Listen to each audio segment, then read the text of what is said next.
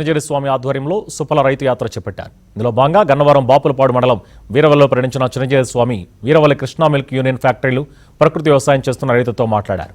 Organic పద్ధతిలో పంటలు పండించే రైతులకు సహకరిస్తున్న Krishna milk union chairman Chalasani ఆంజనేయులకు చిన్నజీరి స్వామి కృతజ్ఞతలు తెలిపారు.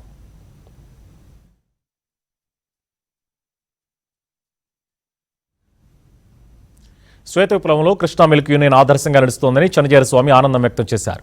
మరోతో హరిత విప్లవం తీసుకురాబోతోందామంటూ సంతోషం వ్యక్తం చేశారు. మన ప్రాంతాలలో పండిన పంటలకు సరైన ధర వచ్చేలా చేసే బాధ్యతను కృష్ణా మిల్క్ యూనియన్ చూసుకుంటోంది అన్నారు. ఇది ఇతరులకు ఆదర్శం కావాలని చిన్నజీరి స్వామి అభిప్రాయపడ్డారు.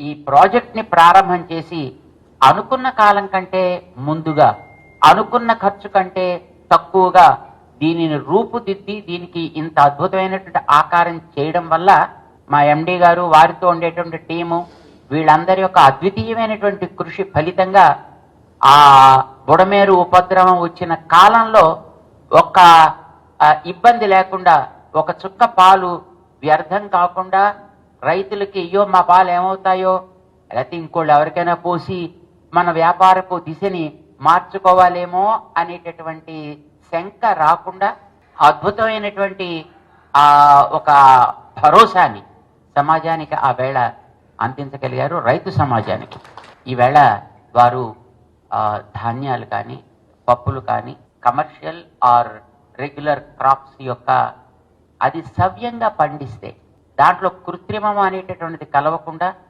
దాన్ని కనుక మనం సహజమైనటువంటి పంటగా బయటికి తీసుకురాగలిగే ప్రతిజ్ఞని మనం తీసుకుని దానికి మనం నిలబడి, దానికి మనతో పాటు పనిచేసే వాళ్ళందరినీ కూడా అర్థం చేసుకుని కట్టుబడి ఉండగలిగేట్టుగా చేసి మనం క్వాలిటీ, ఆంజనేయులు గారు కోరుకునేది ఒకటే మీ అందరి నుంచి, క్వాలిటీ. వారు పాలను తయారు చేసేటప్పుడు ఆ క్వాలిటీ కట్టుబడి ఉన్నారు కనుకనే ఈవేళ ఈ కృష్ణా మిల్క్ యూనియన్ అగ్రగామిగా నిలవగలుగుతుంది. సో ఎప్పుడైనా ఎక్కడైనా దాంట్లో ఉండేటువంటి క్వాలిటీ ఎప్పుడు కూడా వెల చెల్లుబాటు అవుతుంది.